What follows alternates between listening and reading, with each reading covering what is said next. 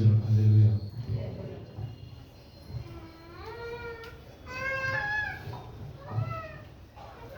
ప్రార్థన చేసుకుందాం. మహాపరిశుద్ధుడా, గొప్ప తండ్రి, మీ ఘనమైన శ్రేష్టమైన పరిశుద్ధమైన మీ నామములు కృతజ్ఞతాస్తుతులు స్తోత్రాలు చెల్లిస్తున్నాం నాయన.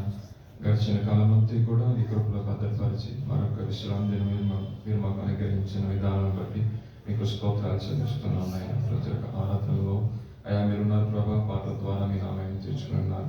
కొద్ది సమయం ప్రభా నీ లేఖన భాగం ధ్యానిస్తుండగా పరిశుద్ధాత్మ దేవుడిగా మీరు మా మధ్యన సంచారం చేయండి అయినా.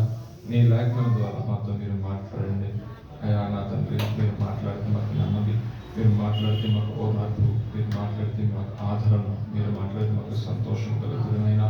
అయా నిత్య జీవపు మాటలు కలిగే నేను ధ్యానించడం మాకు సంతోషకరం అయినా. అయ్యా కొన్ని నిమిషములు ఈ యొక్క వాక్యం ధ్యానిస్తున్న పరిశుద్ధాత్మ దేవుడిగా మీరు మాకు తోడుగా నడిపిస్తూ రమ్మని మా ప్రభువు మీ ప్రియకుమారుని యేసుక్రీస్తు వారి పరిశుద్ధమైన నామములో అడిగి వేడుకొని ప్రార్థిస్తున్నాము తండ్రి, ఆమేన్. ఎలా ఉన్నారు అందరూ? బాగున్నారు? చలి బాగా పెరిగింది,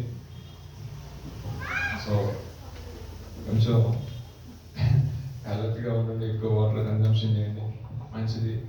లేదంటే ఎప్పుడన్నా వేసుకున్న డైమండ్స్ ఏమంటే ఇప్పుడు ఆ డైమండ్స్ మొత్తం కూడా బయటపడుతూ ఉంటాయి. సో నేను చెప్పిన భాష మీకు అర్థమైంది అనుకుంటున్నాను. సో వేసవకాలంలో అలాగా చలికాలం కదా ఏం పడుతుందా కానీ కొంచెం ఎక్కువ వాటర్ కన్జంప్షన్ చేయండి. సరే, ఏదేమైనప్పటికీ దేవుని యొక్క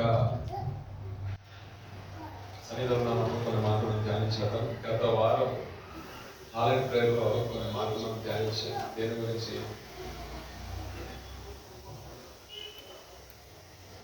నరపుత్రుడా నిలబడు, నీలో నేను మాట్లాడుతున్నట్టుగా హెజ్కేలు పిలిచిన దేవుడు ఒక లోయను చూపించాడు. ఆ లోయలో ఎండిపోయిన ఎముకలు ఉన్నాయి, అంటే ఆశలు చల్లారిపోయిన జీవితాలు కొన్ని ఉన్నాయి.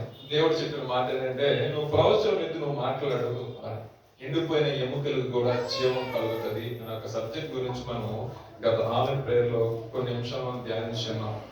సో మీరు రాలేదు కాబట్టి 2 పాయింట్లు చెప్తున్న విషయం. అంటే ఏదైతే చనిపోయింది, ఏదైతే లేదు, ఏదైతే మనం ఆశలు వదిలేసామో మనము ప్రార్థనా పూర్వకంగా ప్రవచనం ఎత్తి దాని విషయంలో మనం మాట్లాడినప్పుడు దేవుడు దానికి మరలా జీవాన్ని కలిగి చేసి మరలా మన ఎదుట నిలబెడతాడు. దేవుడికి స్తోత్రం, హల్లెలూయా. అది ఆత్మీయ స్థితి కావచ్చు, నువ్వు అనుకున్న ఆలోచనే కావచ్చు, ఇది మన వల్ల కాదు అనుకున్న విషయమే కావచ్చు.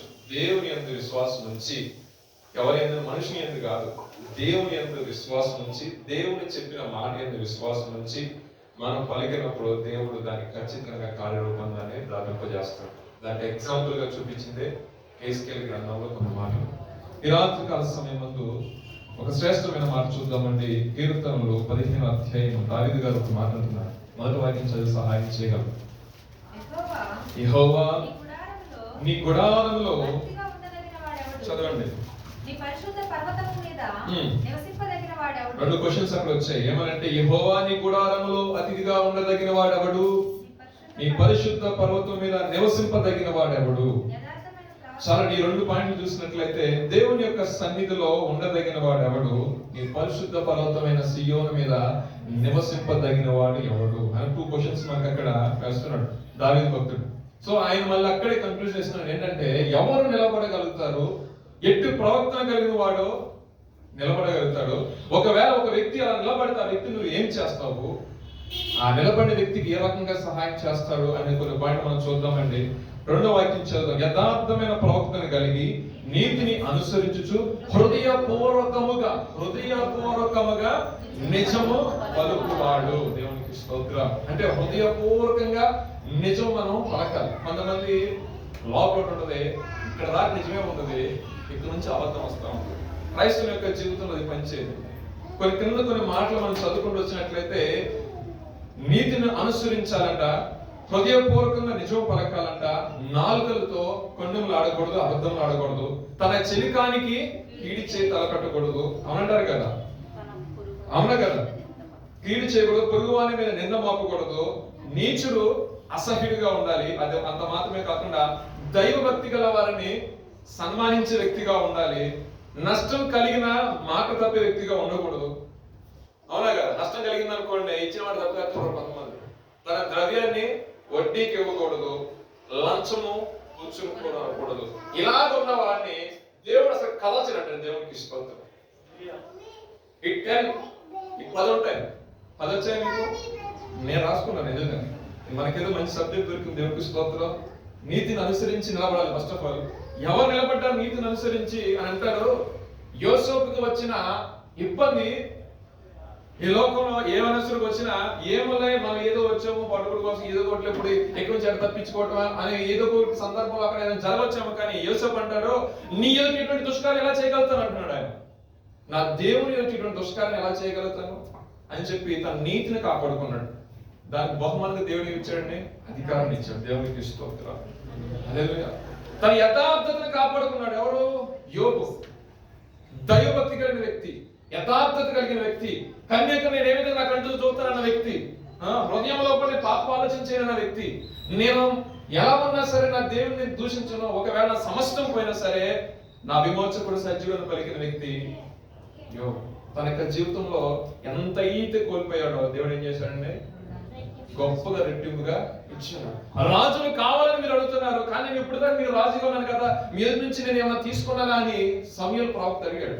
సమూయేలు ప్రవక్త ఇశ్రాయేలు ప్రజలందరూ వచ్చి మాకు రాజు కావాలండి, మీరు ముసలోళ్ళు అయిపోయారు, మాకు ఒక రాజు కావాలి, నెక్స్ట్ మాకు నడిపించే నాయకుడు కావాలన్నప్పుడు సమూయేలు అంటాడు, అయ్యా మీ దగ్గర నేను లంచం పుచ్చుకున్నానా, మీ దగ్గర నుంచి నేను ఆశించానా, పోనీ నేను మాట చెప్పి ఆ విషయం నేను తప్పిపోయానా అని మాట్లాడినప్పుడు వాళ్ళు అంటారు, వచ్చిన స్టేట్మెంట్ అంటే, అయ్యా మీరు ఏ విషయంలో కూడా తప్పుకోలేదు, చాలా మంచి వర్గంతో మంచి నాయకత్వంతో మమ్మల్ని నడిపించారు, అయితే మీకు వృద్ధాప్యం వచ్చింది కాబట్టి మామూలు ఏలు వాడకుంటే మంచిదని మేము అడుగుతున్నాం అన్నప్పుడు ఆ విషయంలో కూడా ఆయన నమ్మకంగా రాజు నియమిస్తున్నాడు. దేవునికి తీసుకుంటున్నాం. ఈ మాటలు ఎందుకు చెప్పి ఈ ముగ్గురు ఎందుకు జ్ఞాపకం చేస్తానంటే, ఈ ముగ్గురు యొక్క జీవితంలో చూసినట్లయితే ఈ మాట్లాడే 10 అంశాలు కూడా వారి జీవితంలో ఇమిడిపోయి ఉన్నాయి. ఎక్కడ కూడా అబద్ధం ఆడలేదు. తీసుకెళ్లారు కార్యక్రమం చేసినప్పుడు ఏం జరిగింది అంటే, ఎలా జరిగింది అన్నప్పటికీ అబద్ధం ఆడుతున్నావులే, నువ్వు చేసేవంటావు, నువ్వు ఏదో గెలుకుంటావు, లేదా నువ్వు ఏదో అనుంటావు, లేదా నువ్వు కళాకారం నువ్వు పడతావు. తను నిజం పలికినా సరే కొంత శ్రమ అనేది అనుభవించవలసిన యోసేపు తన యొక్క జీవితం. కానీ తన యథార్థతను చూసి వ్యక్తి ఎవరండి? జీవం గల దేవుడు. ఆయన యొక్క నేత్రం భూలోకం మొత్తం కూడా సంచారం చేస్తూ ఉంటది. నా గురించి పర్టికులర్ గా ఎవరు చెప్పవసరం లేదా, నా గురించి నేను చెప్పుకున్న సరదా అవుతుంది, కానీ నేను ఏంటి అనేది, నా స్వభావం ఏంటి, నేను ఏ రకంగా ఉంటాననేది నా గురించి సాక్షి ఇచ్చేవారు ఆయన. దేవునికి స్తోత్రం. అంటే నేను అంటాను, మనుషుల ముందు మన క్రియలు కాదు, కానీ మనుషులు లేనప్పుడు ఒంటరిగా ఉన్నప్పుడు మనం ఎలా బిహేవ్ చేస్తాం అది మన క్యారెక్టర్ ఎప్పుడైనా సరే. సో మన వ్యక్తిగత జీవితంలో పరిశీలన చేసుకోవాల్సిన 10 అంశాలు ఏమైనా ఉన్నాయంటే ఈ 10 పెట్టుకోండి, ఆ వాక్యాలు చదవండి. నిజముగా దేవుని యొక్క సన్నిధిలో ఆయన యొక్క రాజ్యంలో మనం నిలబడి ఉండాలంటే మనలో ఈ క్వాలిటీస్ ఉన్నాయా లేదా? పరిశుద్ధ పర్వతం అనగా దేవుడు నివసించే స్థలము. దేవుడు నివసించే స్థలం. గత వారంలో దైవజనులు చెప్పారు. ఏమేమి చెప్పారంటే, మనకు అక్కడ వేరే పని లేదు. పరిశుద్ధుడు అనే నిత్యము గాన ప్రతిగానాలు. లాస్ట్ వీక్ చెప్పారు లేదా? రెప్ప పాటలోనే లాస్ట్ వీక్ చెప్పింది. రెప్ప పాటలోనే మనం ఏమవుతండి, రూపాంతరం నుండి మహిమలోకి వెళ్ళిపోతాం ఒకేసారి. ఆ వెళ్ళిపోయి మనం చేసే పని ఏముంది? మన పని ఏముందండి? ఒక్కటే పని ఏంటి? పరిశుద్ధుడు అని ఆయన్ని కొనియాడటం. సో ఆ యొక్క గుడారంలో ఆయన తేజ మహిమ నివసించే స్థలంలోకి మనం ప్రవేశించబడాలి అంటే మనలో కొన్ని క్వాలిటీస్ ఉండాలి. లంచం పుచ్చుకునే స్వభావం ఉండకూడదు. నీ సహోదరైన వారికి వడ్డీకి, ఇది కొంచెం ఇబ్బంది కలిగిస్తూ ఉంటది, నేను కూడా మెన్షన్ చేస్తాను, సహోదరైన వాడికి వడ్డీకి డబ్బు ఇవ్వకూడదు. సహోదరైన వాడికి వడ్డీకి మనం ఇవ్వకూడదు ఏ విషయంలో.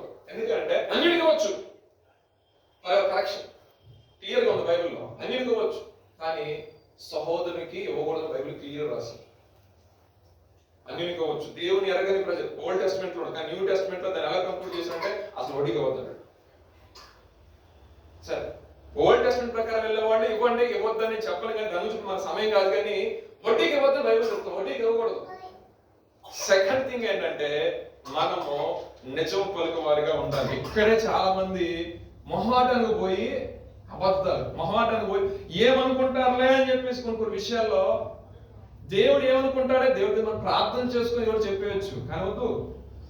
ఇష్టమైతే మాట్లాడతాడు, కష్టమైతే సరి భాష వెళ్ళిపోతాడు, మనకు అవసరం లేదు. కానీ కొన్ని విషయాల్లో కొన్ని వాటర్ లైక్ మూమెంట్స్ అవుతాయి. మెట్ట ఎక్కడినప్పుడు వాస్తవమే మాట్లాడాలి. ఏదైనా నీ ప్రభా సత్య స్వరూపమైన ఆత్మ నేను సర్వ సత్యంలో నడిపించాలి అంటే నువ్వు ఎల్లప్పుడూ సత్యం పలికే వ్యక్తిగానే ఉండాలి. నీతి మంత్రి కంటే ఆపద కలిగినా సరే చేసిన ప్రమాణం ఇచ్చిన మాట తప్పుడు. ఎన్ని చేసిన వాడు కదల్చకుండా నిత్యం నిలుచు సియోను కొండ అంటాడు. కదల్చబడ్డు దేవుడి సన్నిధిలో ఆ వ్యక్తి వారికి ఏంటంటే ఇక రిజర్వ్ పెడతాను వాడికి, అంతే నువ్వు బుక్ చేసుకున్నట్టే బట్ ఎక్కడ. సో మీరు అనొచ్చు ఇవన్నీ చేస్తే దేవుడు ఎక్కడ చేస్తాడంటే భూమి మీద ఉన్నప్పుడే కొన్ని రకాల ఆశీర్వాదాలు దేవుడు మనకు అనుగ్రహిస్తాడు. చూద్దాం ఒక మాట 21వ అధ్యాయం అదే కీర్తన గ్రంథం 3-5 వాక్యాలు చదివి సహాయం చేయండి. శ్రేయస్కరమైన ఆశీర్వాదముతో నీవు అతన్ని ఎదుర్కొంటావు. అతని తల మీద అపరంజి కిరీటమును నీవు ఉంచి ఉన్నావు.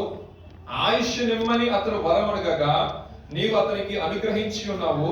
సదాకాలం నిలిచి దీర్ఘాయువును అతనికి దయచేసి ఉన్నావు. నీ రక్షణ వలన అతనికి గొప్ప మహిమ కలిగెను. గౌరవ ప్రభావం నీవు అతనికి. దేవునికి స్తోత్రం, హల్లెలూయా. చూడండి, చిన్న విషయంలో మనం నమ్మకంగా ఉంటే అనేకమైన విషయంలో దేవుడు మనకు ఆశీర్వించడానికి శ్రేయస్కరమైన ఆశీర్వాదంతో మన ఆయన ఎదుర్కొని పోతున్నాడంట. శ్రేయస్కరమైన ఆశీర్వాదం. ఇంకా విషయం, తల మీద అపరంజి కిరీటమును నీవు ఉంచి ఉన్నావు. ఆయుష్మని అతని వరమడగగా ఎటువంటి ఆయుష్ ఇస్తాడంటే దేవుడు సదాకాలం ఆయుష్ అంట. ఇంకో మాట చెప్పిన పరిశుద్ధ గ్రంథంలో ఒక మాట ఉంది. ఏమన్నా తెలుసా? నా జనుల యొక్క ఆయుష్ వృక్షాయుష్ అంత అన్నాడు. ఏ వృక్షం అది కూడా చెప్పాలి. మామూలు వృక్షాలకు ఉండే కొంతకాలం ఒలివ చెట్టు చూసారా? ఇప్పుడు కూడా గెసుల తోటలో వేసుకోగలరు క్లాత్ గీసిన చెట్లు ఉన్నాయి ఆ ప్లేస్ లో. ఇంచుమించు 2000 సంవత్సరాలు అయి ఉంటుందిగా. అంటే ఆయన చెప్పిన మాట ఏంటంటే వేళ్లకు వేళ్లు దేవుడు యొక్క జనరేషన్ లో అభివృద్ధిని అలా చేసుకుంటూ వస్తాడు. దేవునికి స్తోత్రం. ఒక మనిషికి ఒక ఆయుష్ కాలం ఎవరు ఇవ్వాలంటే దేవుడు కలిగించేది. దీర్ఘాయుష్ నా దేవుని వల్ల కలిగేదే. దీర్ఘాయుష్మంతులు కావాలంటే ఎవరో ఆశ్రయించడే కాదు, దేవుడు తన మనసులో అనుకోవాలి ఇటువంటి వ్యక్తి సమాజానికి అవసరం, ఇటువంటి వ్యక్తి సంఘానికి అవసరం, ఇటువంటి వ్యక్తి అవసరం. ఏలీ కుమారుల విషయంలో ఇటువంటి వ్యక్తులు అవసరం లేదనుకున్నాడు దేవుడు.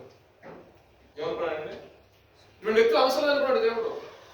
ఏలీ చూస్తే గొప్ప దైవజనుడు, కానీ తన కుమారులు చూస్తే సంఘాన్ని పక్కన పట్టించే విధానం ఉన్నారు. వాళ్ళు ఒక క్రమం ఉంది, ఆ క్రమాన్ని వాళ్ళు ఏం చేశారంటే అక్రమం చేసేసారు. దేవునికి ఉగ్రత లేకుండా లేదు. దేవునికి ఉగ్రత లేదు. లేకేసరికి ఏమైంది? నెక్స్ట్ జనరేషన్ వాళ్ళు లేరు. సో దేవుడు ఒకరిని అపాయింట్ చేశాడంటే, దేవుడు ఒక నియమించుకుంటే ఆ వ్యక్తి ద్వారా అని దేవుడు చేయించుకోవాలి. ఆ పని మనలో జరగాలి. దేవుడు మన ద్వారా జరిగించే మన ఆసక్తి ఉండాలి. మనకి ఎప్పుడైతే ఆ ఆసక్తి వస్తుందో ఆటోమేటిక్ గా మనకి ఏమైందంటే ప్రభు సన్నిధికి మనము ఆ మహిమ గల సంఘానికి మనం వెళ్ళిపోతూ ఉంటాం. ఎప్పుడైతే ఆయన సన్నిధికి వస్తూ ఉంటామో ఈ ట్రెండ్ చెప్పే కదా మనం మాట్లాడుకున్నాం కదా, ఆటోమేటిక్ గా మనకు తెలియకుండానే మనసులో వచ్చేస్తాయి. మనకి మన అబద్ధమాను, మన లంచం పుచ్చుకోము, అన్యాయంగా ఒకరికి 10 రూపాయలకి 100 రూపాయలు వడ్డీ ఇవ్వము, అక్రమంగా నడుచుకోమండి. నేను 2013లో హైదరాబాద్ వచ్చినప్పుడు 1 year అయిపోయింది అనుకుంటా. 15 ఎలక్షన్స్ వచ్చాయి అరౌండ్ ఆ టైంలో. సో మా హాస్టల్లో ఉన్నప్పుడు ఫస్ట్ టైం ఏపీ ఎలక్షన్ జరిగాయి. విడిపోయిన తర్వాత మా హాస్టల్లో ఏం తీసుకుంటే స్టాండ్ పేపర్ తీసుకొచ్చేసి రాసేసి సో అండ్ సో పర్సన్ గెలుస్తాడు. మా హాస్టల్లో వాళ్ళు దేవుడు అనుకున్నారు కాదు, ఇటువైపు అన్నా దేవుడు అనుకున్నారు. లేదండి అసలు 100% అది అవదు, కావాలంటే నేను ఒక 50,000 వందం కడతా అని చెప్పేసి ఈయన కూడా కూర్చున్నా. అయితే మనీ పరంగా కాదు, సరే గెలిచిన అనౌన్స్ చేసిన రోజున ఆ డబ్బులు మనం తీసుకున్నా, ఎవరు గెలుస్తామన్నారు, కాగితాలు రాసుకుంటారు. ఈ హాస్టల్ వాళ్ళు ఎవరైతే గెలుస్తారో అన్నారో ఆయన ఓడిపోయారు.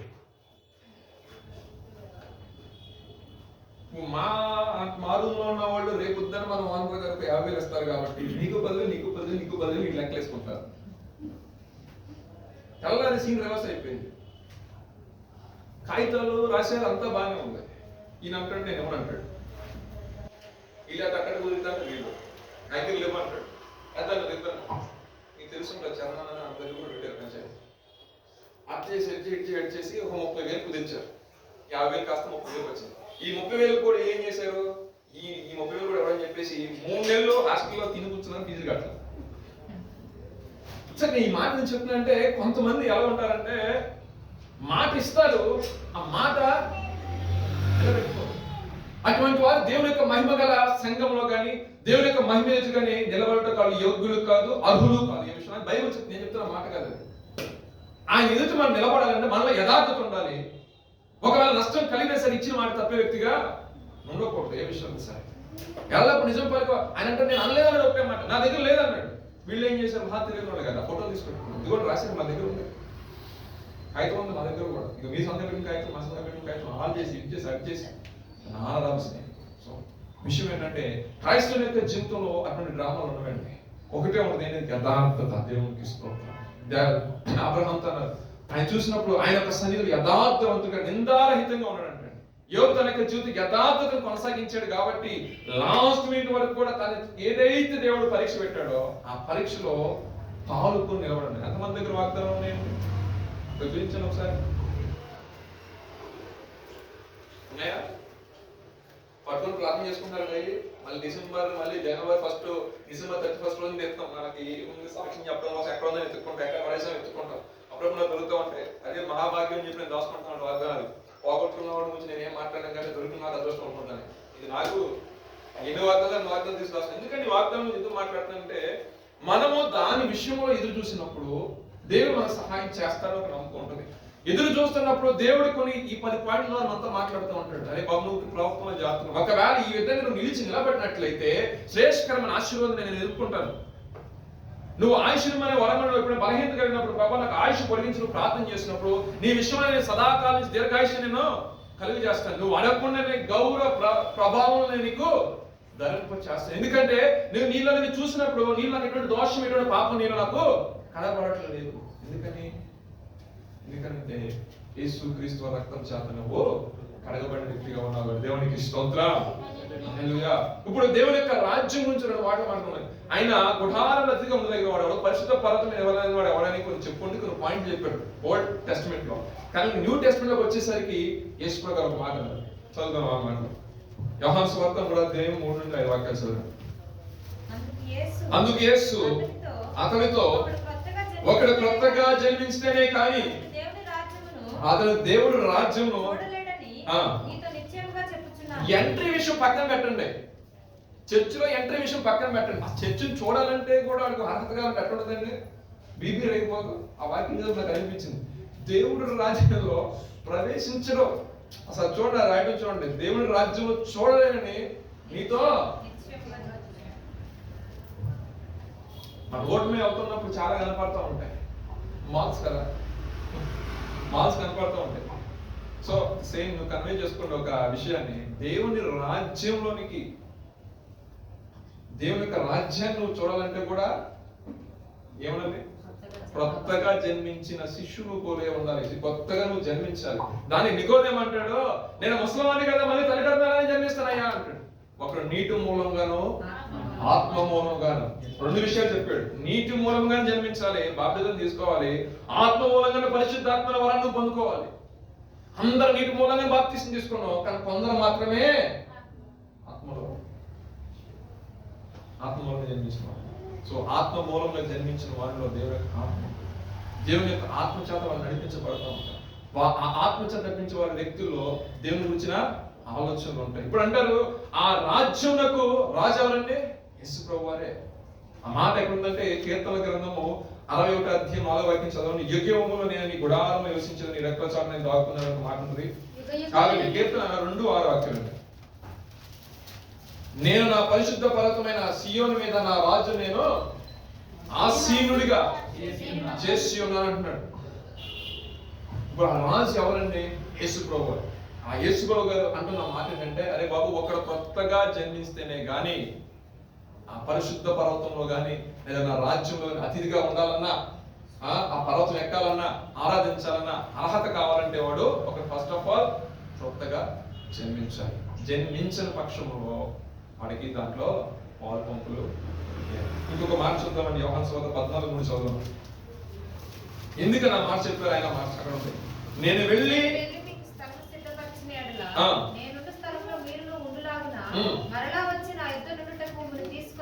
చాలండి. దేవునికి స్తోత్ర.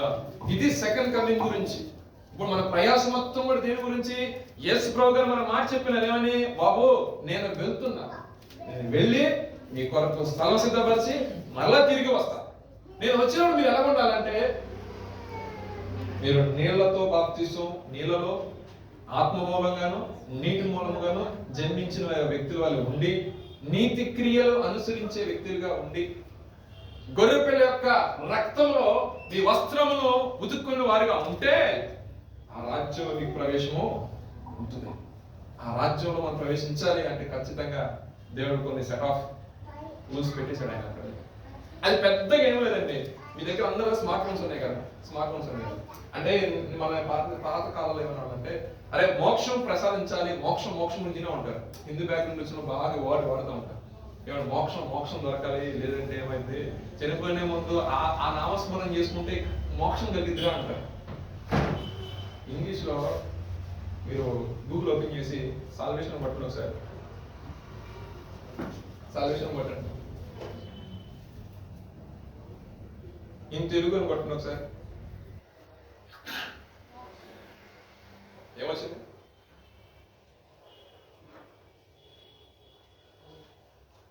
ఇప్పుడు మన మోక్ష ప్రదాత ఎవరు? మోక్షాన్ని కలిగేసే వ్యక్తి ఎవరు? మనకి మన పాపం నుండి మనం మోక్షాన్ని కలిగేసే వ్యక్తి ఎవరండి? యేసుక్రీస్తు వారు. దేవునికి స్తోత్ర. ఆయన చెప్తున్న మాట ఏంటంటే, మీరు నేరుగా తండ్రి వద్దకు వెళ్తాక మీకు అంత సీన్ లేదు. సో నేను మీకు ఏమవుతుందంటే, నేను మీకు ఒక రిఫరెన్స్ ఉంటాను. సో నేను కార్చిన రక్తం ద్వారా నా నామాన్ని మీరు ధ్యానిస్తూ తండ్రి వద్దకు వెళ్ళిపోయినాడు. ఎంతకంటే సింపుల్ గా ఇచ్చేవారు ఉన్నారండి. కొంతమంది ఏంటంటే, లేదండి మేము అది చేస్తాం, ఇది చేస్తాం. నువ్వు ఏం చేసిన ఎండ్ ఆఫ్ ది డే నువ్వు వచ్చి ఇలా కలగకపోతే వేరే యాక్సెస్ లేని చెప్పేసాడు, బోర్డు పెట్టేశాడు ఆయన. బోర్డు క్లియర్ చెప్పేశాడు ఆయన. ఆనాటి కాలంలో నానా విధములైన మాట్లాడిన దేవుడు ఈ సమయం ముందు హెబ్రీ బతికి ఉన్నాడు. తన కుమారుడైన యేసుక్రీస్తు వారి ద్వారా మనతో మాట్లాడుతుంది ఏంటంటే, నేనే మార్గము, నేనే సత్యము, నేనే జీవము, నా ద్వారా తప్పితే తండ్రి వద్దకి ఎవడో రాడు. దేవునికి స్తోత్రం. వెరీ క్లియర్ చెప్పేశాడు ఆయన. అంటే నా ద్వారా నీకు మోక్షంలో బాబు, నేను లేకపోతే నీకు మోక్షం లేదు. మోక్షాన్ని ప్రసాదించేవాడు నేనే. ఇప్పుడు ట్రాన్స్లేషన్ ప్రాబ్లం ఇక్కడ. ఆయన ద్వారానే మనకు రక్షణ. ఆ మోక్షం దేని ద్వారా వస్తుందంటే, ఆయన రక్తం చేత మనకు కడగబడాలి. ఆయన మన సొంత రక్షకుడిగా మనము అంగీకరించాలి. ఇంకనూ యేసుక్రీస్తుని సొంత రక్షగా అంగీకరించకుండా ఉన్న వాళ్ళకి ఏంటంటే, మీరు ఎంత త్వరగా ఆయన యాక్సెప్ట్ చేస్తే అంత మంచిది. మీరు యాక్సెప్ట్ చేయడం వల్ల మాకు వచ్చేది ఏమీ లేదు, కానీ ఒకటి మటుకు కలుగుతుంది, మీకు క్షేమాభివృద్ధి కలుగుతుంది, మీకు దీవెన వస్తుంది, మీకు ఆశీర్వాదం వస్తుంది, దేవుని యొక్క నడిపింపులో మీరు ఉంటారు. పరిస్థితులు అంటారా చాలా రకాలుగా ఉంటాయి, కానీ రైట్ టైంలో ఆయన కరెక్ట్గా చాలా సెపరేట్ చేస్తాడు. అలా సెపరేట్ చేస్తాడు ఆయన. ఎందుకంటే నువ్వు ఆయన కోసం నిలబడిన వ్యక్తి కదా, ఆయన గురించి నిలబడిన వ్యక్తి కదా, ఆయన నిలబడేస్తాడు ఏ విషయంలో అయినా సరే. ఒకవేళ ప్రభు యొక్క పిలిపి రాత్రికాల సమయంలో ఉందనుకోండి, రక్షణ లేని వ్యక్తిగా ఉన్నావు అనుకో, ఇప్పుడు చేసిన భక్తి మాత్రం ఏమైపోతుంది? ఎందుకు పనిచేయదు? దీనికి చాలా మంది దగ్గర మన ఫోర్ ఫాదర్స్ మరి ఎలా అంటే, మన ఫోర్ ఫాదర్స్ వచ్చేసరికి వాళ్ళకి సువార్త ప్రకటించబడలేదు. సో వాళ్ళు దేనికి ఉన్నారంటే ధర్మశాస్త్రం కింద ఉన్నారు. అందుకే రాసుకుంటారు, ఏమి రాసుకుని వచ్చారంటే వాళ్ళు ధర్మశాస్త్రం కింద ఉన్నారు కాబట్టి వాళ్ళు ఆచరించిన ఏదైనా సరే ధర్మశాస్త్రం అయినట్టు ఉందని వాళ్ళు తెలియకుండా నీతి క్రియలు చేసేసారంట వాళ్ళు. కానీ యేసు ప్రభువును అంగీకరించిన మనము, యేసు ప్రభువులో ఉంటున్న మనము, మన కృప అనుగ్రహించబడింది కాబట్టి ఏదైనా బలహీనతలు, ఏదైనా పొరపాట్లు ఉంటే దేవుడు మనకు అనుగ్రహించిన ఆత్మను బట్టి మనం ఉచ్చరిపసంగా మూలుగులతో ప్రార్థన చేసి ఆ పాపను ఒప్పుకొని విడిచిపెట్టినట్లయితే దేవుడు మనకి నిజమైన సంతోషాన్ని, నిజమైన ఆనందాన్ని కలుగజేస్తాడు. ఎందుకంటే శ్రేయస్కరమైన ఆశీర్వాదము, దీవెన, గౌరవ ప్రభావములు ఆయన మనకు జరుపు చేస్తాడు. అంటే చూడండి, ఎవరు పడితే వాళ్ళకి ఏది పడుతుంది ఎవరు, ఎందుకంటే కొన్ని చూస్తారు, చూసి ఏం చేస్తారు, ఇతను క్యాపబుల్ పర్సన్ ఇవ్వచ్చు అనుకున్న టైంలో ఇస్తారు. లేదా అందరు టీమ్ లీడర్లు ఎవరు కదా, అందరికి మేనేజర్లు ఎవరు కదా, అవునా కదండి, అందరికి అన్ని అప్పచెప్పరు కదా. అంటే ఆ విషయంలో ఆ వ్యక్తికి ఆ పరిజ్ఞానం ఉంది. ఓకే, ఇప్పుడు ఈ వ్యక్తి దీన్ని హ్యాండిల్ చేయగలుగుతాడు అనుకున్నప్పుడు మాత్రం ఏం చేస్తారు, ఆ బాధ్యతలు అనేవి. దేవుడు కూడా మన విషయంలో మనం చూసినప్పుడు మనం స్వాభావికంగా ఆయనకి వ్యతిరేకంగా ఉన్నప్పటికీ కూడా, మెడవంచం ప్రజలు ఉన్నప్పటికీ కూడా తన కుమారుడు యేసుక్రీస్తు వారు మనకు అనుగ్రహించి ఈయన బట్టి అయినా సరే ప్రేమ అంటే ఏంటి తెలుసుకుంటారు, ఈయన బట్టి అయినా సరే దీనత్వం నేర్చుకుంటారు, ఈయన బట్టి అయినా సరే నేను ఏమై ఉన్నానో తెలుసుకుంటారని తన కుమారుడు యేసుక్రీస్తు వారు నీ కొరకు నా కొరకు అనుగ్రహించారు. రాబోయే దినాల్లో క్రిస్మస్ దేవుని గురించి మనం మాట్లాడుతాం, యేసు గారు ఎందుకు వచ్చారు ఏంటనే దాని గురించి మాట్లాడుతూ ఉంటాం. సో మన యొక్క ఆత్మీయ జీవితంలో ఏ విషయాల్లో మనం పడిపోతున్నామో, ఏ విషయాలు మనం కృంగిపోతాం, ఏ విషయాల్లో మనం దిగజారిపోతున్నామో, ఏ విషయాలు దేవుడికి దగ్గరికి వెళ్ళకపోతున్నామో ఆ విషయాల్లో నువ్వు జయించకపోవచ్చు, కానీ ఒక విషయంలో మాత్రం జయించవచ్చు. ఎందుకంటే నువ్వు ఆయన పాదాల దగ్గర ఉండి ముమ్మారు ఆ విషయం, ప్రభా నాకు సహాయం చెయ్యి. పోస్టర్ పౌలయ్య గారు లాస్ట్ వీక్ మెసేజ్ నేను కొట్టుకొస్తున్నాను, మళ్ళీ అనగలిగిన మెసేజ్. పౌలయ్య గారు అన్నారు అయినా సరే నాలో ఒక పాప నియమం ఉందన్నాడు, అన్నారు లేదా? కానీ దాన్ని ఎలా ఓవర్కమ్ చేశారంటే by the spirit of the God, దేవుని యొక్క ఆత్మ చేత. దేవునికి స్తోత్రం. ఇది శక్తి చేత కాదు, బలం చేత కాదు, ఆయన ఆత్మ చేతనే జరగాలి. అంటే నీ యొక్క బలం చేత కాదు, నీ యొక్క శక్తి చేత కాదు.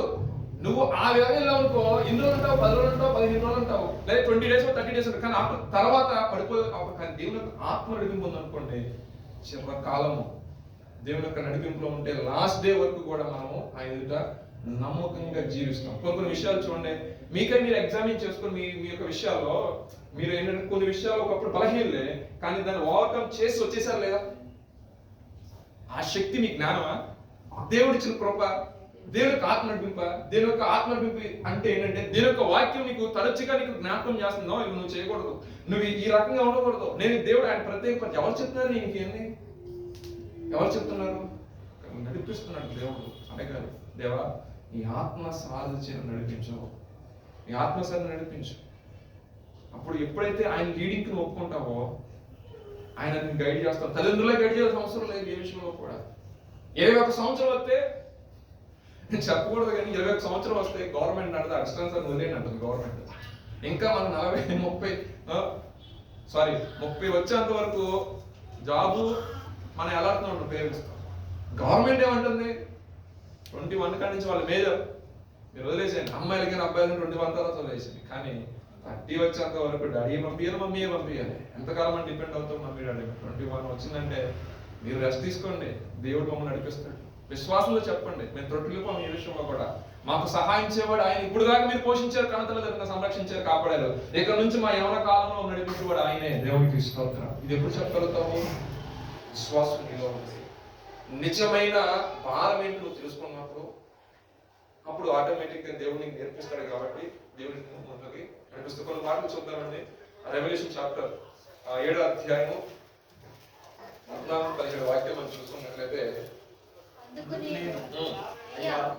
నీకే తెలియననగా అతడు ఇలా నాతో చెప్పింది, మీరు మహాశ్రమల నుండి వచ్చిన వారు గొర్రెపిల్ల రక్తంలో తమ వస్త్రములు దుక్కుని వాటిని తెలుపు చేసుకునేది.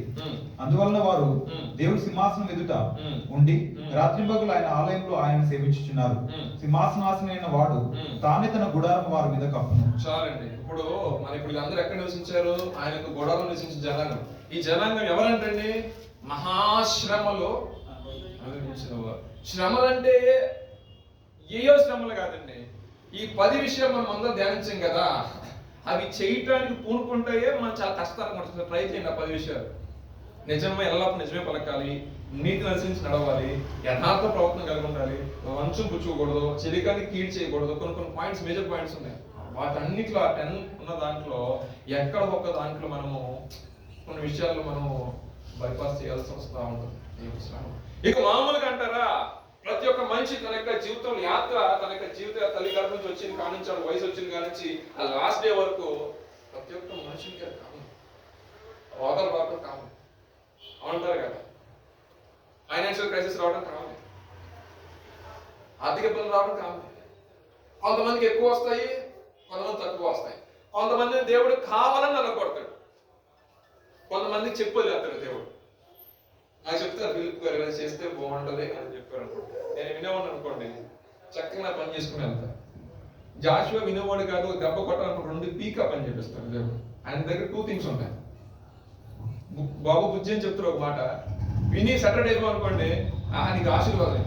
కొంతమంది అంటారు అసలు ఎంత చెప్పినా తండ్రి చెప్పినప్పుడు ఆటోమేటిక్ యాడ్ నుంచి వచ్చేది ఏంటది, గర్భం వచ్చేది. 4 పడిన తర్వాత చచ్చాడు, మళ్ళీ ఆ మాట నాది. అదే దెబ్బ పడకముందు విన్నాం అనుకో ఆశీర్వాదం. దేవునికి స్తోత్రం.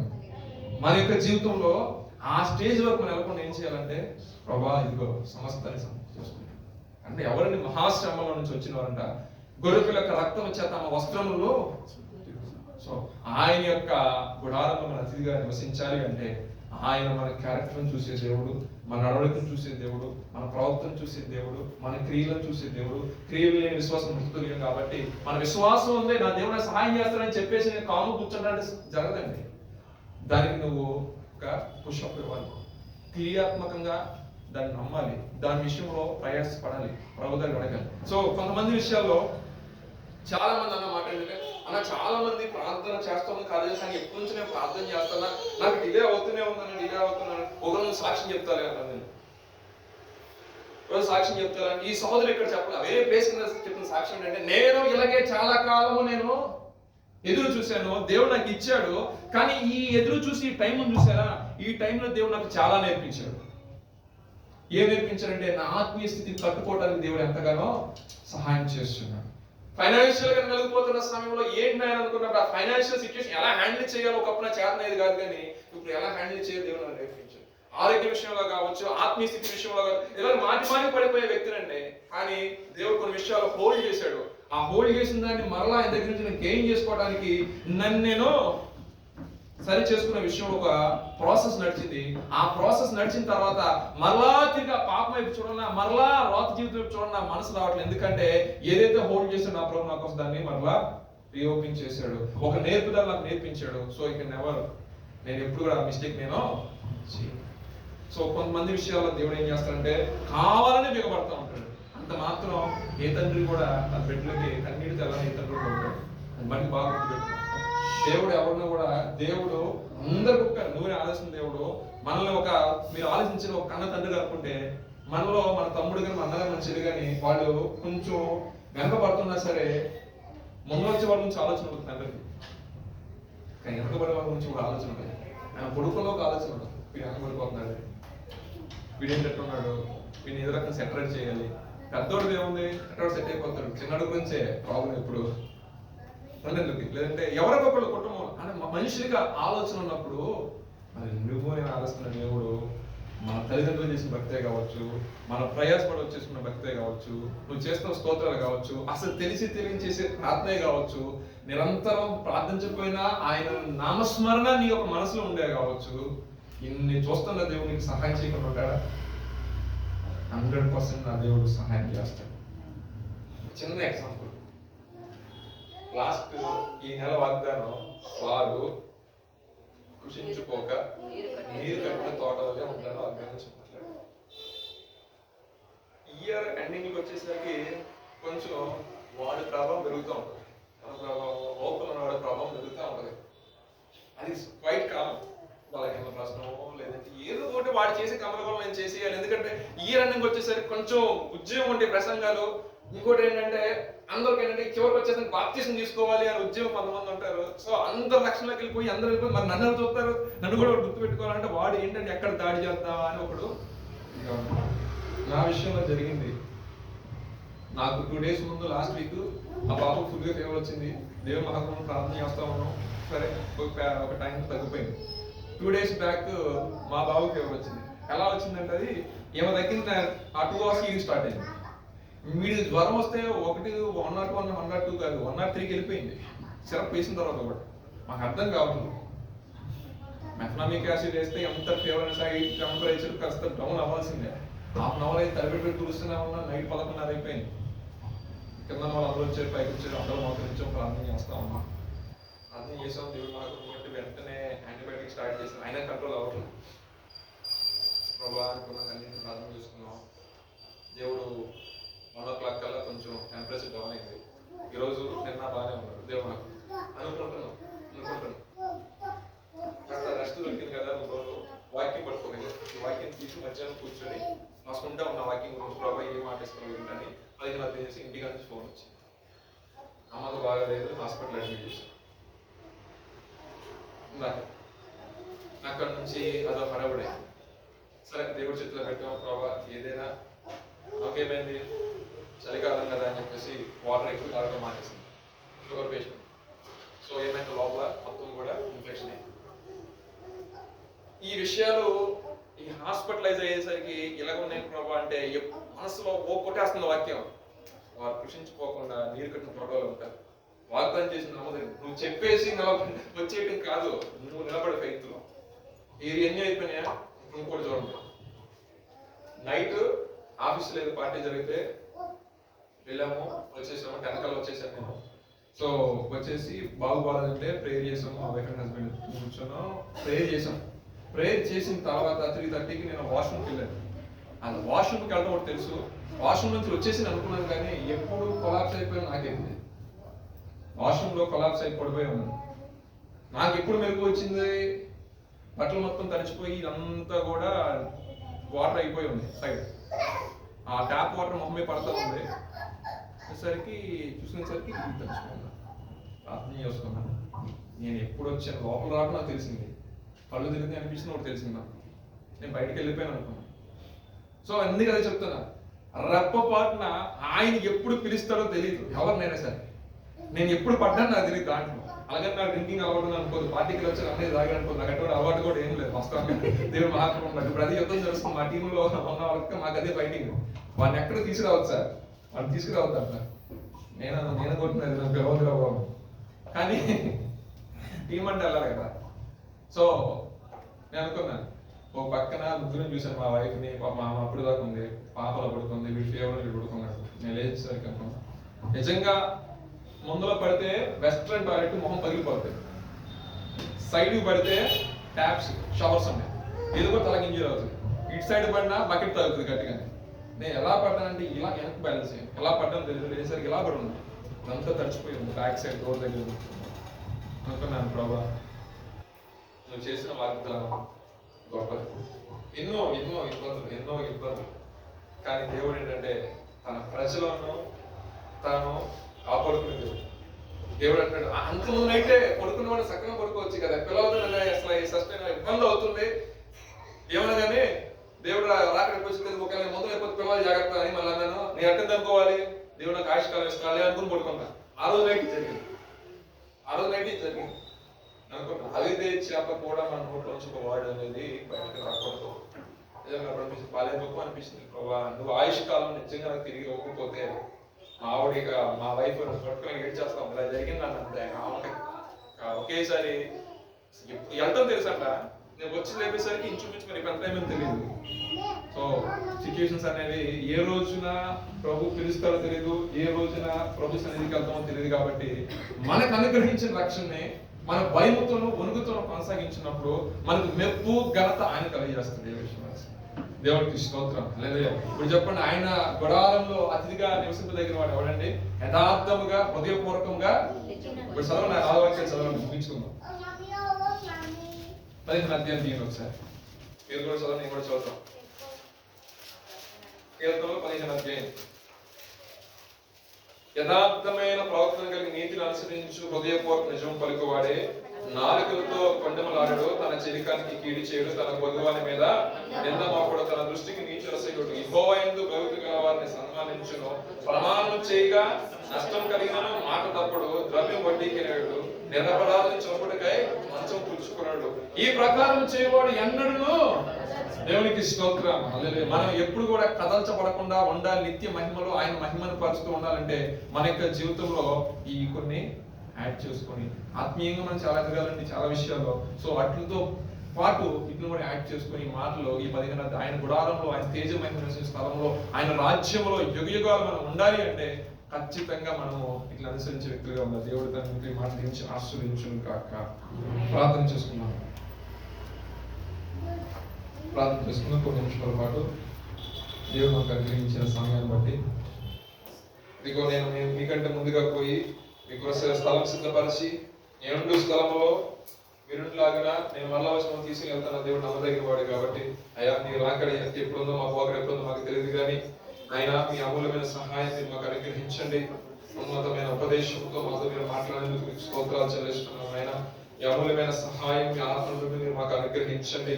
అయా ఒకరు కొత్తగా జన్మిస్తేనే కానీ అయానంతరం దేవుని యొక్క రాజ్యంలో వారికి ప్రవేశం లేదన్నావు ప్రభా. అయానంతరం ఒక నీటి మూలంగా ఆత్మ మూలంగా జన్మించాలనుకున్నావు. ఇంకా రక్షణ తీసుకోకుండా నిర్లక్ష్యం చేస్తున్న వారు అయ్యా వారి యొక్క కుటుంబ పరిస్థితులు కావచ్చు, వ్యక్తిగత జీవితంలో ఉన్న ప్రభావమే కావచ్చు ప్రభా, ఏదేమైనా వారి కొంచెం అడ్డుగా ఉన్నటువంటి అడ్డంకులు తొలగించి నిజ దేవుడివే నిన్ను ప్రభా అయ్యా నా తండ్రి తెలుసుకొని నువ్వు అనుగ్రహించు ఆ రక్షణ, ఆ మోక్షాన్ని వాళ్ళు ప్రభా నా తండ్రి వాళ్ళు స్వీకరించినట్లుగా అయ్యా ప్రభా నీ యొక్క రక్షణ మార్గంలో వారు నడిచినట్లుగా మీ సహాయం దయచేయమని ప్రార్థిస్తున్నాను నాయనా. నేనే మార్గము, నేనే సత్యం, నేనే జీవం అన్న గొప్ప దేవుడు ప్రభా. నీ ద్వారా తప్పితే ప్రభా ఆయా పరలోకంలో కానీ ఆ రాజ్యంలోనికి కానీ ప్రభా మేము ఎవరూ ప్రవేశించలేము ప్రభా. అయా నా తండ్రి అమూల్యమైన రక్తాన్ని ఆకర్షించారు ప్రభా. లేఖనాలు సెలవిస్తున్నాయి, వీరు ఎవరిని అడిగినప్పుడు ఇదిగో గొర్రెపిల్ల యొక్క రక్తంలో చేత తమ వస్త్రంలో ఉదుక్కున్న వారు అన్నారు ప్రభా. తమ ఆత్మీయ స్థితిని సరి చేసుకునే వారు అన్నారు ప్రభా. నీ రక్తంతో మనం మీరు కడిగిన విధానం బట్టి మా ఆత్మీయ స్థితిని ప్రభా సరి చేసుకునే విధానం బట్టి నీకు వందనాలు స్తోత్రాలు చెల్లిస్తున్నాను అయినా నీకు వందనాలు ప్రభా. ఇదిగో నేను వెళ్ళి మీకు స్థలం సిద్ధపరిచి అయా నా తండ్రి ఎండు స్థలంలో మీరు లాగా అన్నావు ప్రభా. నా తండ్రి అయా మరలా వస్తున్న దేవుడు ప్రభా, వాగ్దానం చేసిన దేవుడు నమ్మదగిన వాడు కాబట్టి అదిగో ఆయన మేఘాడు ఆయన వచ్చి ప్రతి నేత్రమైన చూచినట్లుగా ప్రభా ఆయా రెప్ప పాటలోనే ప్రభా నా తండ్రి మేము ప్రభా మహిమ శరీరం ధరించి ప్రభా ఎదుకు వచ్చేలాగా అయా మృతులైన వారు మాకంటే ప్రభా ముందు లభిస్తారని చెప్పి సమాధులు తెరవబడతాయి అన్నావు ప్రభా. నీ రాకడికి సూచన జరుగుతుంది, నీ రాకడి సమీపంలో ఉంది ప్రభా. అయా మీ అమూల్యమైన సహాయం కొరకు ప్రభా పెట్టి ఎదురు చూస్తుండగా ప్రభా నీ ఆత్మ వారికి అనుగ్రహించండి, అయా కనిపి వారికి అనుగ్రహించండి. ఆయా ఆత్మలో ప్రభా నా తండ్రి ప్రార్థన చేసి స్వభావాలను నేర్పించండి ప్రభా. నిందారహితంగా యథార్థంగా ప్రభా ఉండి ప్రభా యేసేపు ఏ విధంగా అయితే ప్రభా అయా నా తండ్రి కారాగారం నుండి ప్రభా నా తండ్రి గొప్పదైన సింహాసనం వైపు వెళ్ళాడు. అయా నా తండ్రి ప్రభా నీతి కొరకు నిలబడ్డాడు ప్రభా. కొద్దిపాటి శ్రమలు ఇబ్బందులు వచ్చాయి కానీ ప్రభా అధికారాన్ని చేజించుకున్నాడు ప్రభా. అధికారం ఇచ్చిన గొప్ప దేవుడు ప్రభా, మీకు వందనాలు ప్రభా. యథార్థత కలిగి ప్రభా అయా నా తండ్రి నీ మీద ఆనుకున్న యోబు యొక్క జీవితంలో ప్రభా అనేక రకమైన ప్రభా నా తండ్రి పరీక్షలు గురయ్యాడు ప్రభా.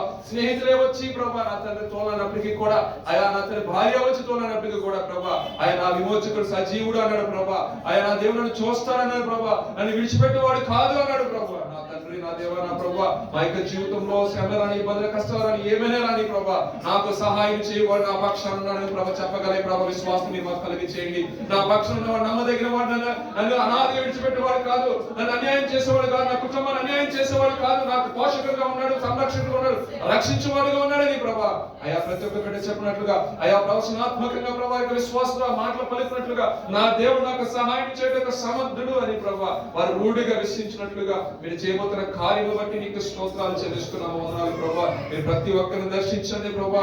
అయా నా తండ్రి ప్రభా ఎదురు చూస్తున్నారేమో ప్రభా నీ సహాయం కొరకు ప్రభా, అంగలారుస్తున్నారేమో ప్రభా నీ యొక్క ప్రభా అయా నా తండ్రి ప్రభా అమూల్యమైన ప్రభా నా తండ్రి అయా యొక్క ప్రభా జవాబు కొరకు నాయన ఇదిగో నేనున్నానని మీరు చెప్పిన గొప్ప తండ్రి, భయపడకమని నా స్వత్వం చెప్పిన గొప్ప దేవమా. ఇక వారికి ఇబ్బంది, వారి కష్టంలో ప్రభా వారి యొక్క ప్రతికూలతలో ప్రభా నా తండ్రి సహాయం చేయి దేవుడిగా వారి విషయంలో ప్రభా మీరు చూస్తున్న విధానం బట్టి ఈ రాత్రి కాలం వారు మీరు దృష్టిస్తున్న విధానం బట్టి నీకు స్తోత్రాలు ప్రభా. వందనాలు ప్రభా. అయా భారం అనుకోక ప్రభా నీ మందిరంలోకి రావాలి, నీ సన్నిధిలోకి రావాలి. ఇదిగో నీ తేజ మహిమ నివసించే స్థలము, ఇదిగో నా దేవుని యొక్క కన్ను చూసి సంచారం చేయు స్థలము, దేవుడు నాకు అనుగ్రహించిన సంఘము ఆయన ప్రభా ఆశతో వచ్చినారు ప్రభా. ఉత్తమ ద్రాక్షవల్లి నీతో వారిని మీరు అంటుకడుతున్న విధానం బట్టి మీకు స్తోత్రాలు చెల్లిస్తున్నాను నాయన. నీ సొత్తుని చెరువుగా రాజుని యాజక సమూహముగా మీరు మార్చుకున్న విధానం బట్టి మీకు వందనాలు ప్రభా. హృదయ అంతరంగంలో ఉన్న ప్రభా ప్రతి ఒక్క బాధ వేదన ఎరిగిన దేవుడు ప్రభా. మనుష్యులకు తెలియకపోవచ్చు ప్రభా, తల్లిదండ్రులకు తెలియకపోవచ్చు ప్రభా, బంధువులకు తెలియకపోవచ్చు ప్రభా. అయా నా తండ్రి సమస్తం ఎరిగిన దేవుడు ప్రభా. నా తండ్రి అయా సర్వంతర్యామి ప్రభా నీకు సమస్తం ఎరిగి ఉన్నావు కాబట్టి వారి జీవితంలో ఏది ఆశపడుతున్నారో ఏది అడుగుతున్నారో వారి ఆత్మీయ స్థితి విషయంలో ప్రభా అయా నా తండ్రి ఎంతో ఆశతో ఆయన సన్నిధికి వచ్చినారు ప్రభా. నీ ఉండు స్థలంలో అయా వారు కూడా ఉండిలాగున్న ప్రభా నా తండ్రి వారి యొక్క జీవితంలో ప్రభా నీ మేలు వారు అనుభవించినట్లుగా అయా నా తండ్రి ప్రభా నీ యొక్క రాజ్యంతో వచ్చినప్పుడు అయా సంఘటన మీరు జ్ఞాపకం చేసుకోండి ప్రభా. అయా నా తండ్రి సిద్ధపాటు కలిగిన ప్రభా కనికలు ఏ విధంగా అయితే ప్రభా అయా పెళ్లి కుమారుడు వస్తున్నాను ప్రభా స్వరం విన్నారు. అయా వెళ్ళి వెంటనే వారు వ్యక్తపడి ఉన్నారు ప్రభా. అయా నా తండ్రి ప్రభా బుద్ధి గల కనికల వలె అయా నా తండ్రి సిద్ధపాటు కలిగిన బిడ్డల వలె ప్రభా నా తండ్రి మేము ఉన్నట్టు మీ సహాయం దయచేయమని ప్రార్థిస్తున్నాం నాయన. ఐదుగు నెమ్మదిగా ఉంది ఇక్కడ ఏం జరగాలనుకున్నప్పుడు అనుకున్న గడియలో నాయన వచ్చిన నీ లేఖనాలు సెలవిస్తుంది ప్రభా. అయా ఏ గడిలో మీరు మమ్మల్ని సందర్శిస్తారో ఏ గడిలో మమ్మల్ని ప్రభా చూస్తారో కానీ ప్రభా తెలియదు కాబట్టి అందుకే ప్రభా మీరు మాకు అనుగ్రహించిన రక్షణను భయముతోను వణుకుతోను నా దేవుడిని చూస్తున్నట్టు నిర్లక్ష్యం చేయకూడదు, దీని విషయంలో లెక్క అప్ప చెప్పాల్సి వస్తుందని ఒక భయం అని అయ్యా జీవితాంతం దాన్ని మేము క్యారీ చేసినట్లుగా మీ అమూల్యమైన సహాయం మీరు మాకు దయచేయమని ప్రార్థిస్తున్నాం నాయన. కుటుంబంలో ఇబ్బందులు తొలగించండి, ఆర్థిక ఇబ్బందుల నుంచి తొలగించండి, అనారోగ్య సమస్యలు ప్రభావ విడుదల కలిగి దయచేయండి ప్రభా. అయా నా తండ్రి జాబ్ విషయంలో నలుగుపోతున్న పెట్టినారు ప్రభా. అయా గొప్ప కాల్స్ రావడానికి ప్రభా వారి జీవితం ప్రభా నా తండ్రి అయా పోయిన దానికంటే కూడా దేవుడు రెట్టింపు ఆశీర్వాదం నా దేవుడు నాకు అనుగ్రహించారు, సాక్ష్యం పెట్టి ఇచ్చినట్లుగా అయా ఒక ఉన్నతమైన ప్రభా ఓపెనింగ్ వారి జీవితం మీరు కలిగి చేయండి ప్రభా. ఓ ప్రత్యేకమైన ఆశీర్వాదం కలిగి చేయండి, ఓ ప్రత్యేకమైన దీవెన దయచేయండి.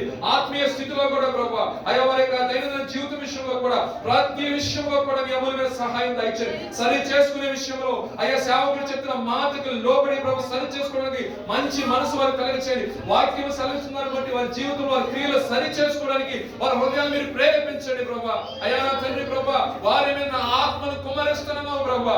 అయ్యా పశ్చాత్తాపం గల ఆత్మలను కుమ్మరిస్తాను అన్నావు తండ్రి. వారి జీవితంలో మీ కార్యం మీరు జరిగించండి ప్రభా. అయ్యా పాపాన్ని విడిచిపెట్టినట్లుగా పాపం యొక్క రోత జీవితాన్ని విడిచిపెట్టి ప్రభా పరిశుద్ధతను కోరుకునే దేవుడు పరిశుద్ధతను అవలంబించే విధానంలో అయ్యా పరిశుద్ధతలో నడిచే విధానంలో ప్రభా నడవడికలో మాటలను ప్రభా సంభాషణ సమస్త విషయాల్లో మీకు ప్రభా నా తండ్రి ప్రభా నీ బిడ్డలుగా మేము జీవించినట్లు అయ్యా నా తండ్రి సహాయం దయచేయమని ప్రార్థిస్తున్నాం. ఆయన రక్షణ కొరకు చూసిన బిడ్డల విషయంలో ప్రభా కుటుంబంలో ఏమైనా ఆటంకాలు ఉంటే ప్రభా ఆటంకాలు తొలగించండి. అయా మెత్తని మనసు కుటుంబస్తులకు దయచేయండి. రక్షణ ఆనందాన్ని మా ప్రియులు అనుభవించాలి ప్రభా. అయా దావీదు అంటున్నారు అయ్యా నా రక్షణ ఆనందాన్ని మరలా పుట్టించు, అయ్యా వెళ్ళిపోయిన రక్షణ కలిగి చేయి అంటాడు ప్రభా. ఒక పాపంతో జీవిస్తున్న జీవిత రక్షణ ఆనందం ఉండదని లేకుండా సెలవిస్తుంది ప్రభా. అటువంటి పాపం తొలగించండి అయ్యా నా తండ్రి ప్రభా. అయ్యా నీకు వ్యతిరేకంగా చేయడమే పాపం నాయన, ఆజ్ఞాతిక్రమే పాపం నాయన, ప్రార్థించబోడే పాపం అన్నావు తండ్రి. అయ్యా నీ మాట వెళ్ళకపోవడమే పాపం అన్నావు నాయన. నా ప్రియ తండ్రి గొప్ప దైవమా అయ్యా నీ యొక్క ఆజ్ఞలో ప్రభు నీకు అడుగుచాలని నడిచినట్లుగా ఈ అభిషేకంతో మమ్మల్ని ఇప్పుడు నడిపించండి. ఆత్మ కార్య సంఘంలో చూసినట్లుగా ప్రభా అయ్యా వస్తున్న ప్రతి ఒక్కరి జీవితంలో నిజమైన మేలు అనుభవించినట్లుగా అశ్రద్ధతో కాకుండా శ్రద్ధ కలిగిన దేవుడు నాకు ఇస్తాన ఆసక్తితో అయ్యా ఆశ గలవని తృప్తిపరిచే దేవుడు, ఆసక్తి గలవని మరింతగా ఆశ్రయించే దేవుడు కాబట్టి ప్రభా ఈ సమయాన్ని పోగొట్టుకోనక ప్రభా అయ్యా సద్వినియోగం చేసుకోవాలని ఆశపరిచి ప్రతి ఒక్కరి జీవితంలో ప్రభు మీరే కార్యం జరిగిస్తున్నామని మా ప్రభువు మీ ప్రియకుమారుడు యేసుక్రీస్తు వారి పరిశుద్ధమైన నామములో అడిగి వేడుకలు ప్రార్థిస్తున్నాము తండ్రి. ఆమేన్.